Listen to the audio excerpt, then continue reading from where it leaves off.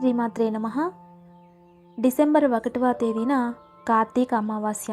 ఈ రోజుతో కార్తీక మాసం ముగియనుంది. కార్తీక మాసంలో కృష్ణపక్షంలో వచ్చే అమావాస్యని కార్తీక అమావాస్య అంటారు. డిసెంబర్ 1వ తేదీ ఆదివారం నాడు కార్తీక అమావాస్య ఏర్పడింది. డిసెంబర్ 1వ తేదీన కార్తీక అమావాస్యతో కార్తీక మాసం ముగిసిపోతుంది. శివుడికి ప్రీతికరమైన ఈ కార్తీక అమావాస్య నాడు శివుడిని ఎలా పూజించాలి, అలాగే పాటించాల్సిన నియమాలేమిటో తెలుసుకుందాం. కార్తీక అమావాస్య రోజు చేసే పూజలకు విశేషమైన పుణ్య ఫలితం లభిస్తుంది. సంవత్సరం మొత్తం సకల శుభాలు కలుగుతాయి. ఆదివారం కలిసొచ్చే అమావాస్య చాలా శక్తివంతమైనది. అందులోనూ కార్తీక మాసంలో ఆదివారంతో కలిసొచ్చే అమావాస్య ఇంకా శక్తివంతమైంది. కాబట్టి డిసెంబర్ 1వ తేదీన ఆదివారం నాడు ఉదయం ఇంట్లో శివ పూజ చేసుకోవాలి. కార్తీక మాసంలో వచ్చే చివరి రోజున ఎవరైతే శివుడిని ఆరాధించి పూజిస్తారో అలాంటి వారికి శివుని యొక్క పరిపూర్ణ అనుగ్రహం ప్రాప్తిస్తుంది. అయితే శివునికి అత్యంత ఇష్టమైన దీపాలలో నారికేళ దీపం ఒకటి. ఈ నారికేళ దీపాన్ని కార్తీక మాసంలో వెలిగిస్తే అంతులేని ఐశ్వర్యం సిద్ధిస్తుంది. శివుని ఆశీర్వాదం లభిస్తుంది. నారికేళ దీపం అంటే కొబ్బరి చిప్పలో ఆవు నెయ్యి పోసి అందులో 3 ఒత్తులు వేసి శివుని ముందు ఈ కొబ్బరి దీపం వెలిగించాలి. కార్తీక మాసం చివరి రోజున ఈ నారికేళ దీపం వెలిగించిన వారికి ఈ సంవత్సరం అంతా సకల శుభాలు చేకూరుతాయని శాస్త్రం తెలియజేస్తోంది. కొబ్బరి చిప్ప దీపం వెలిగించలేని వారు పిండి దీపాలు వెలిగించినా సరే కోటి జన్మల పుణ్య ఫలితం ప్రాప్తిస్తుంది.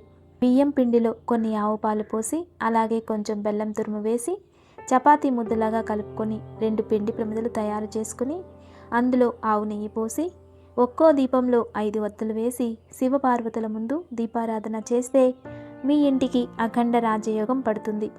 శివ పూజలో నైవేద్యంగా ఒక చిన్న బెల్లం ముక్కను సమర్పించిన అనంతకోటి పుణ్య ఫలితం సిద్ధిస్తుంది.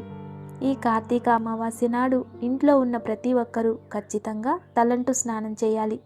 ఇలా తల స్నానం చేసేటప్పుడు తలకి షాంపూ కానీ కుంకుళ్ళు కానీ ఉపయోగించకూడదు. ఈ కార్తీక అమావాస్య రోజున శివాలయానికి వెళ్ళి శివుడిని దర్శించుకున్న వారికి ఖచ్చితంగా కైలాస ప్రాప్తి కలుగుతుంది. శివుడు అభిషేక ప్రియుడు కాబట్టి ఈ అమావాస్య చివరి రోజున ప్రతి ఒక్కరూ శివాలయానికి వెళ్ళి శివునికి అభిషేకం చేయించండి. ఆవు పాలతో శివుడికి అభిషేకం చేస్తే మీ కుటుంబానికి అష్టైశ్వర్యాలు కలుగుతాయి. ముఖ్యంగా డబ్బు సమస్యలతో ఇబ్బంది పడుతున్నవారు చెరుకు రసంతో అభిషేకం చేస్తే ఆర్థిక ఇబ్బందులు తొలగిపోతాయి. ఈ కార్తీక అమావాస్య నాడు దేవతా వృక్షాలకు నీళ్లు పోసి నమస్కారం చేసుకుంటే జన్మ పాపాలు తొలగిపోయి జన్మల అదృష్టం ప్రాప్తిస్తుంది. కాబట్టి ఈ అమావాస్య రోజున రావి చెట్టుకు కానీ మర్రి చెట్టుకు కానీ వేప చెట్టుకు కానీ తులసి మొక్కకు కానీ నీరు పోసి నమస్కారం చేసుకోవాలి. వీటిని కల్పవృక్షాలు అంటారు. మీ ఇంట్లో ఉన్న దరిద్ర దేవత బయటకు వెళ్ళిపోయి మీ ఇంట్లోకి లక్ష్మీదేవి అడుగు పెట్టాలంటే ఈ అమావాస్య రోజున సాయంత్రం సమయంలో ఒక గాజు గిన్నెలో నిండుగా రాళ్ల ఉప్పును వేసి మీ ఇంటి ఈశాన్యంలో ఉంచాలి. మరుసటి రోజు ఉదయం ఈ ఉప్పును తీసి ఎవరూ తొక్కని ప్రదేశంలో వేసేయాలి. ఈ అమావాస్య రోజున ఈ పరిహారాన్ని పాటిస్తే ఇంట్లో ఉన్న నెగిటివ్ ఎనర్జీ మొత్తం తొలగిపోయి ఇంట్లో కుటుంబ కలహాలు లేకుండా కుటుంబం అంతా అష్టైశ్వర్యాలతో జీవిస్తారు. శివునికి అత్యంత ఇష్టమైన వాటిలో బిల్వపత్రాలు ఒకటి. 3 ఆకులు కలిగి ఉన్న ఈ బిల్వపత్రం శివుడికి 3 కన్నులు లాంటివి. కాబట్టి ఈ కార్తీక అమావాస్య రోజున శివునికి బిల్వపత్రాలు సమర్పిస్తే మీ జీవితంలో ఎలాంటి కష్టాలు లేకుండా ఆ పరమేశ్వరుడు మీ కుటుంబాన్ని రక్షిస్తూ ఉంటారు. అలాగే లక్ష్మీదేవి కన్నీటి నుండి ఉసిరి చెట్టు ఉద్భవించిందని నమ్మకం. కాబట్టి శివుని ఆశీర్వాదంతో పాటు లక్ష్మీదేవి కటాక్షం మీ ఇంటిపై ఉండాలంటే ఈ అమావాస్య రోజున ఉసిరికాయ దీపం వెలిగిస్తే లక్ష్మీదేవి సంపూర్ణ ఆశీర్వాదం ప్రాప్తిస్తుంది. ముఖ్యంగా అమావాస్య నాడు ఉసిరి చెట్టును ముట్టుకొని ఉసిరి చెట్టుకు నమస్కారం చేసి మీ మనసులో ఏది కోరుకున్నా సరే అది ఖచ్చితంగా నెరవేరుతుంది.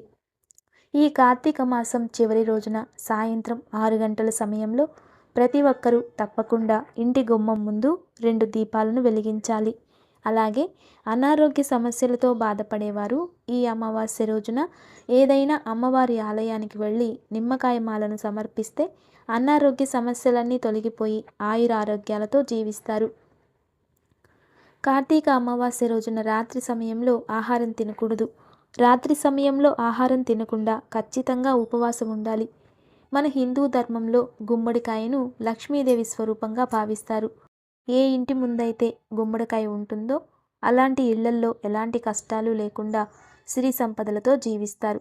కాబట్టి ఈ కార్తీక అమావాస్య నాడు ఒక కొత్త గుమ్మడికాయను మీ ఇంటికి తెచ్చుకుని గుమ్మడికాయకు కుంకుమ బొట్లు పెట్టి మీ ఇంటి ముందు కట్టి గుమ్మడికాయకు ధూపం వేయాలి. గుమ్మడికాయ కట్టలేని వారు కలబంద మొక్కను వేలాడతీయవచ్చు. మన కుటుంబంపై నరదృష్టి పడితే మన కుటుంబంలో ఎన్నో సమస్యలు ఏర్పడతాయి. కాబట్టి కార్తీక అమావాస్య నాడు ఇంట్లో ఉన్న ప్రతి ఒక్కరూ కల్లుప్పుతో దిష్టి తీసుకోవాలి. దీనివల్ల ఎదుటివారి ఏడుపులు మన కుటుంబంపై పడకుండా ఉంటాయి.